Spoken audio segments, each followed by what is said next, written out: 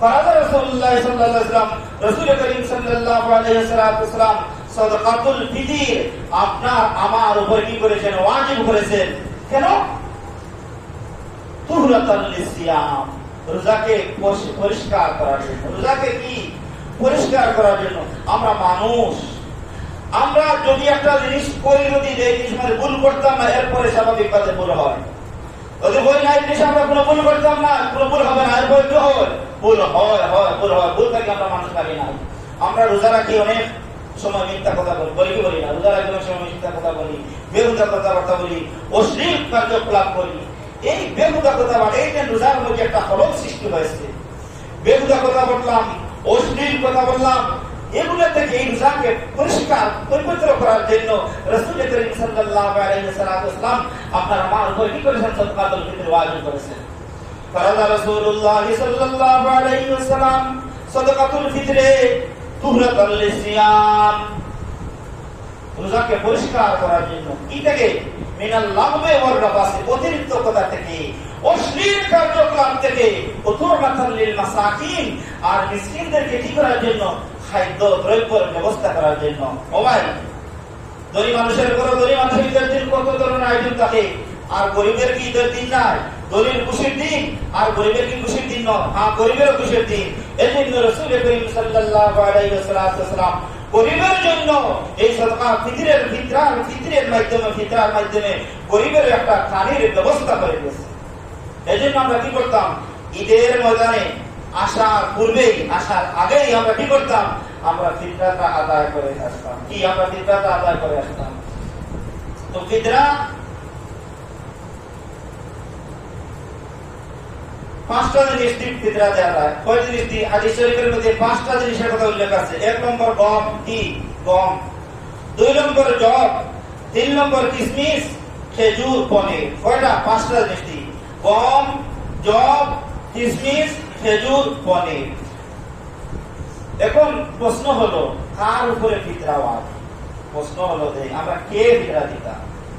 শুনেন, ঈদুল ফিতরের দিন, কি? ঈদুল ফিতরের দিন সুবহ সাদিকের সময় এই ফিতরা আর যাকাতের ব্যবধান আছে। যাকাতের মাসলা হলো বিশাল হাওলানে হাওল, বছর যদি আপনার নিকটে, বছরের শুরু এবং শেষ যদি আপনার নিকটে সব পরিমাণ সম্পদ তাকে আপনি দিবেন। আর সাদাকাতুল ফিতর হলো না, বছর নয়। যদি এই ঈদুল ফিতরের দিন সুবহ সাদিকের সময় যদি দেখা যায় আপনার নিকটে কি আছে? 52.5 তোলা রূপার সমপরিমাণ এই রূপার দাম, এই সমপরিমাণ যদি এই অর্থ সম্পদ আপনার নিকটে থাকে, তাহলে আপনার নিকটে কি? সাদাকাতুল ফিতর ওয়াজিব। বুঝতে পারছেন? এখন সাদাকাতুল ফিতর প্রশ্ন হলো শুধু আপনি দিলেন আর না, আপনার জন্য দিবেন, ফ্যামিলির ব্যাপারে না, বা গেদা উপরে কোনো একটা বাচ্চা যদি থাকে, তার জন্য কি করতে হবে? আপনি ফিতরা দান করতে হবে। বুঝতে পারছেন?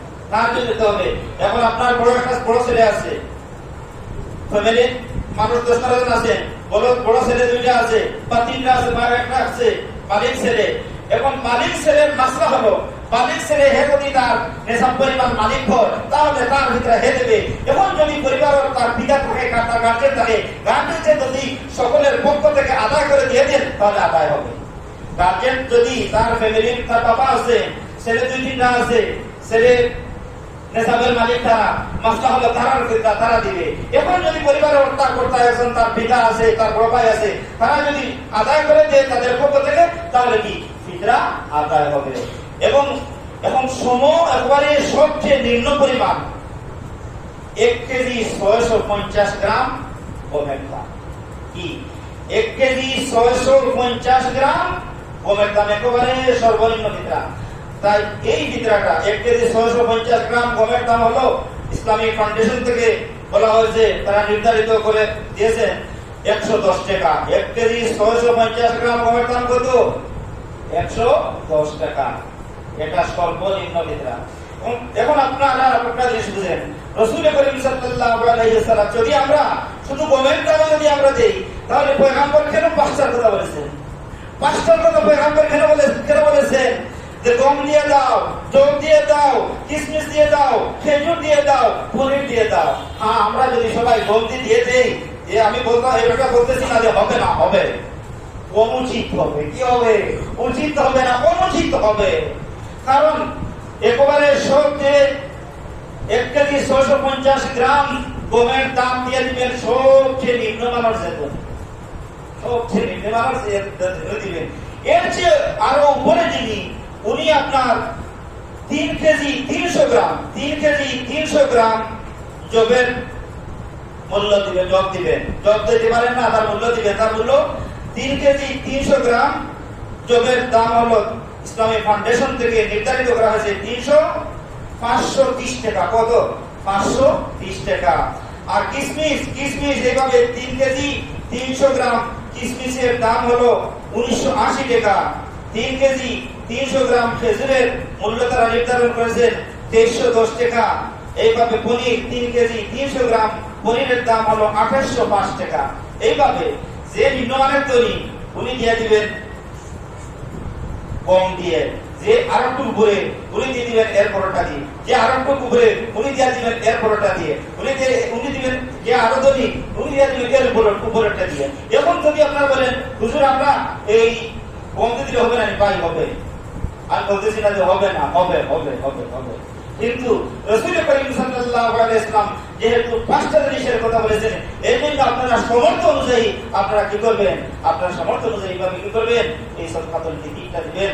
সদকাতুল ফিতর একটা ফিতরা কয়েকজনকে বাড়িয়ে দিতে পারবেন, আর কয়েকটা ফিতরাও একজনকে আপনারা কি করতে পারবেন? দান করতে পারবেন। এমন ভাবে দিবেন না তাকে দিতে দিতে এমন ফিতরা দিলাম তাকে, এমন দেখা গেছে এও ফিতরা দেওয়ার সকাত দেওয়ার জুকা হয়ে গেছে, এমন ভাবে দিতেন তো তার উপরে ফিতরা ওয়াজিব হয়ে যাবে। বুঝতে পারছেন? আচ্ছা, তাহলে এখন আসুন, এই মাসটি হলো মাহে রমজান। রমজান শেষ, রহমতের দিন গেল কি, মাগফিরাতের দিন গেল কি, নাজাতের দিন গেল কি। আমরা আল্লাহ রাব্বুল আলামিন আহকামুল হাকিমের কাছে দরবার দোয়া করি, ইয়া আল্লাহ এই মাহে রমজান আমরা পাইলাম, আল্লাহ মাহে রমজানের যেভাবে আমরা চলছি, মাহে রমজানের মতো আল্লাহ আমরা সকলকে এইভাবে চলার তৌফিক দান ফরমাও। সবাই বলেন আমিন। আল্লাহ মাহে রমজানের যেভাবে আমরা মসজিদ করে নামাজে আসছি, আমরা ওই ইসলামিক কোন কাজ করতে ভয় করছি, আমরা সবসময় আল্লাহ দিয়েছিলাম, আল্লাহ সারাটা জীবন যতদিন এই পৃথিবীর মধ্যে মালিক আমাদেরকে বাঁচাও, আল্লাহ আমাদেরকে এইভাবে বানিয়ে রাখিও। ওয়া আখির দাওয়ানা আলহামদুলিল্লাহি রাব্বিল আলামিন।